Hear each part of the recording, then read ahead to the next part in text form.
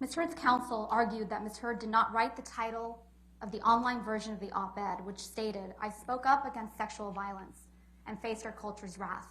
That has to change." It does not matter whether or not Ms. Heard wrote the title.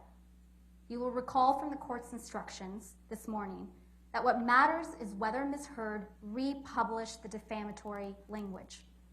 That instruction states in part that you should find Ms. Heard republished this article if she, quote, retransmitted the defamatory material with the goal of achieving a new audience. Stated differently, republication occurs when the speaker has affirmatively, that's important, affirmatively reiterated the statement. Ms. Heard affirmatively reiterated the statement. She posted it on her Twitter. If we could please pull up Plaintiff's Exhibit 3.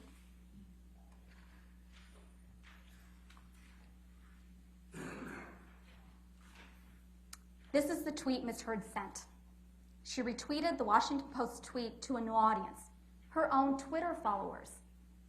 And she affirmatively reiterated the statement by proudly declaring, "Today I published this op-ed in the Washington Post." She didn't quibble with the title. She said proudly, "Today I published this op-ed in the Washington Post." The title of the op-ed was prominently displayed in the tweet. That is enough for you, members of the jury, to find that Ms. Heard republished the title of the op-ed and adopted the statement as her own.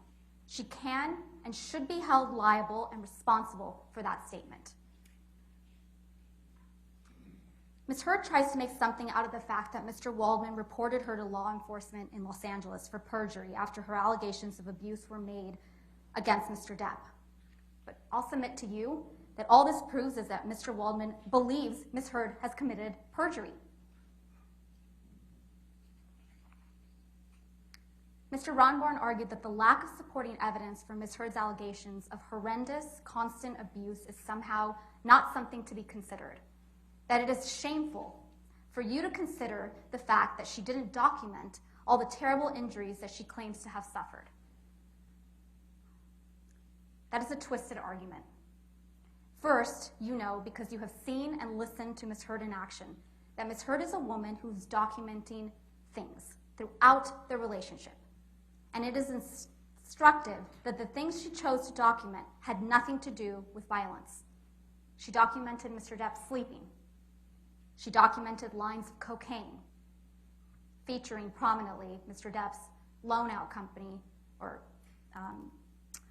production company, Infinitum. Stage photographs, that's what she documented.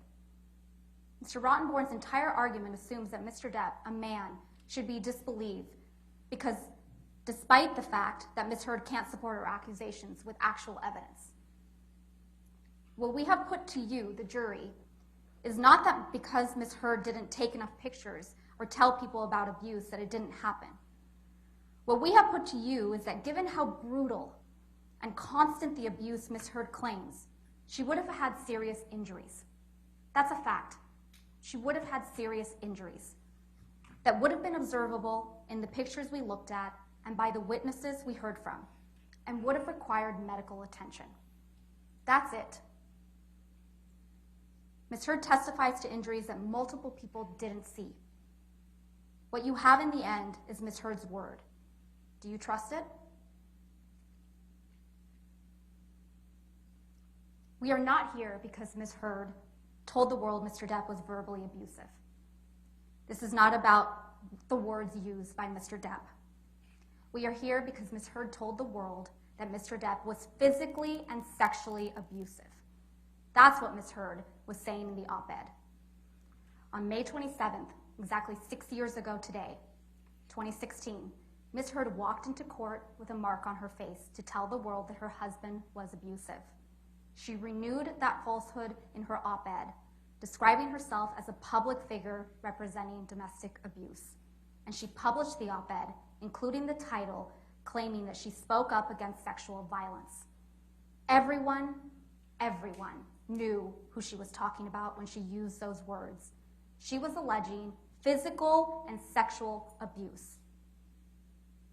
She was not alleging emotional, or psychological abuse. She was alleging physical and sexual abuse.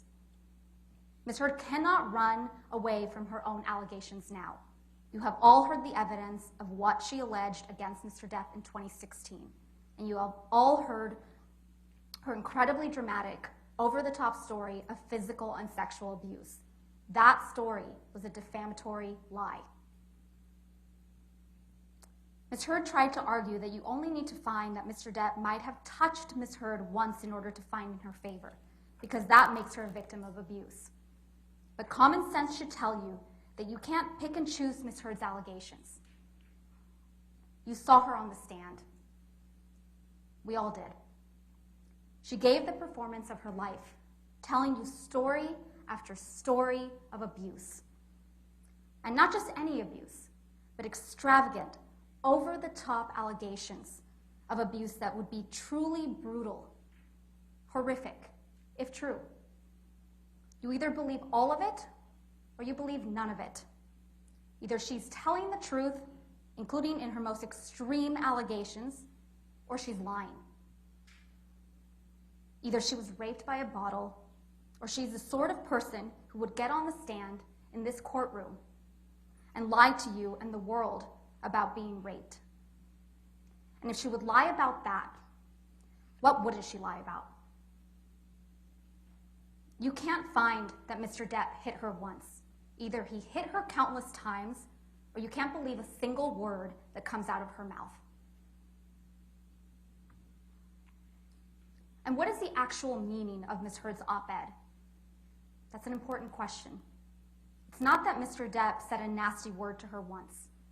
It's not that Mr. Depp might have hit her once. It's that she is a representative of domestic abuse. And by extension, Mr. Depp is a representative of abuse perpetrators. Words matter. Ms. Heard has shown you a lot of text messages from Mr. Depp with some very vivid language. As I told you at the start of this trial, Mr. Depp has a unique style of writing. He uses words I don't use. And you probably don't use either. But as you also heard during this trial, Mr. Depp writes in that way, in part because he modeled his writings on literary giants like Hunter S. Thompson. And he's got a dark sense of humor. It's not everyone's cup of tea, but it's who he is. And Mr. Depp owns text messages. He acknowledges that he said those things, and he said things that he shouldn't have. But using bad language and colorful humor does not mean that you are a violent abuser. And ironically, as much as Ms. Heard is trying to use Mr. Depp's words against him, it is Ms. Heard who repeatedly admitted to violence. In her own words. You've heard the tapes. You've heard her admit to violence. Ms. Heard can try to distract you with text messages showing that Mr. Depp uses bad language and has a dark sense of humor. But none of that, I submit to you, ladies and gentlemen, none of that is evidence of abuse. Hitting your husband is evidence of abuse.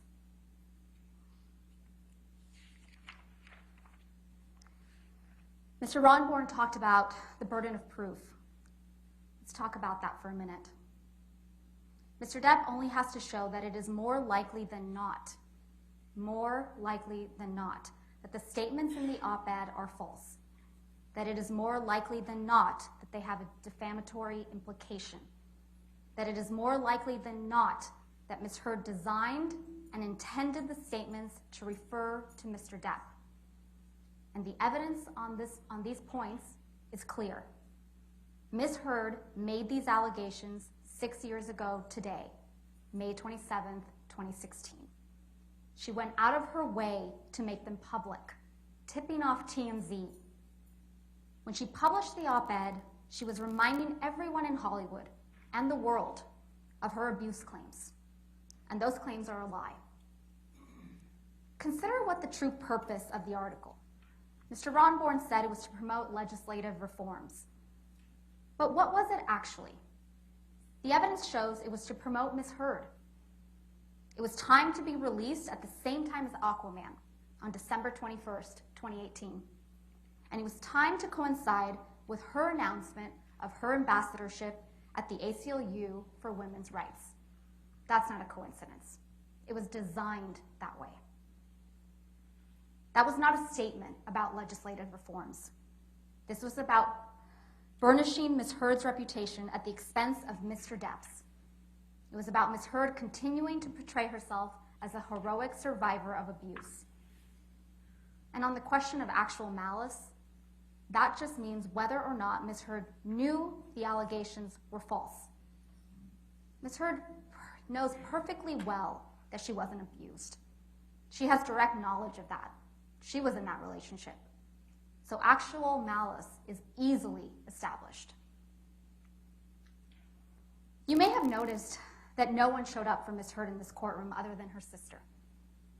Every other witness who traveled to Virginia for her was a paid expert. This is a woman who burns bridges. Her close friends don't show up for her. Mr. Rottenborn tried to discredit Mr. Depp's witnesses by suggesting they're all on Mr. Depp's payroll. So he doubled down on the hoax theory, that everyone's just lying. First of all, it's not even true Keenan Wyatt is on his payroll. Ben King isn't on his payroll. Officer Melissa Sines isn't on his payroll. Morgan Tremaine isn't on his payroll. Officer Tyler Haddon, he's not on his payroll. Beverly Leonard, Alejandro Romero, Brandon Patterson, Morgan Knight, none of those people are on his payroll. And Kate Moss is most definitely not on Mr. Depp's payroll. Ms. Heard wants you to believe that all these people are lying. Let's talk about the Boston plane. Ms. Heard wants you to believe that the recording you heard is from the Boston plane flight. But that's quite telling. What did Ms. Heard capture of this supposed rampage? Mr. Depp moaning in distress? That's what she chose to record. What sort of person records something like that? What sort of person takes pictures of their husband or boyfriend or fiance who's struggling with sobriety, nodding off with ice cream dripping down his leg, his hand in his pocket, or asleep on the ground? What sort of person does that? Definitely not someone that's afraid of him. And Ms. Heard's attorney told a story of May 21 that was completely, utterly inconsistent with the testimonies of Officers Sines and Haddon, who testified clearly that they saw no signs of injury, no sign of property damage. And she told a story about how Officer Sadanaga's testimony was also wrong. She testified that the report was only required in case of a crime. Ms. Heard's attorneys tried to tell you that Mr. Depp apologized on May 22nd because he had hit Ms. Heard. Mr. Depp didn't apologize to Ms. Heard on May 22nd for hitting her. He apologized because he was leaving Ms. Heard. And this was a woman that, in spite of all her violence and all her rage, Mr. Depp, he loved her. He had been with her for years. Of course he apologized when he finally broke it off. Ms. Bredehoff also tried to tell you that Ms. Heard did everything in her power to keep the authorities away and to not get Mr. Depp in trouble on May 21st, 2016. Take a minute and think back to what Ms. Heard did 6 days later, 6 years ago today. She walked into court with a visible mark on her face, not wearing makeup that day. She tipped off TMZ, she made it public, and she showed up on the cover of People magazine with a mark on her face. Was that protecting Mr. Depp? Or was she trying to destroy him? Mr. Rottenborn asked you to consider why you're here. So why are you here? You're here because of a lie. And that was a lie that Ms. Heard repeated in the op-ed. At the start of this trial, we told you that this trial is about the evidence. The evidence overwhelmingly shows that Ms. Heard is an abuser and that she is a liar. She lied about Mr. Depp and took on the role of a lifetime as a public figure representing domestic abuse. What is her best evidence of that abuse? A video of Mr. Depp banging cabinets around, and text messages of Mr. Depp using bad words and dark, ugly humor, but never once admitting to abuse. Pictures of Mr. Depp sleeping. That's her best evidence. Ms. Heard herself. Ms. Heard held herself out to the world as a representative of abuse survivors everywhere, the face of the Me Too movement. This is not a Me Too situation. There are no Me Toos, just not me's. Ms. Heard does not deserve to be known as a representative of survivors of abuse, and Mr. Depp does not deserve to be known as a representative of perpetrators of abuse. That is what this case is about. It's not about money. It's about giving Mr. Depp his life back 6 years ago when she took it away. While you deliberate, ask yourselves why Mr. Depp would put himself through this. Expose every embarrassing detail of his life on national television. If he was guilty of anything that Ms. Heard accuses him of. We ask you, we implore you, to render a verdict for Mr. Depp. We ask you to set the record straight, that he is not the abuser she described, and that she is not the heroic survivor she portrayed. And we ask you to tell Ms. Heard that what she did was wrong.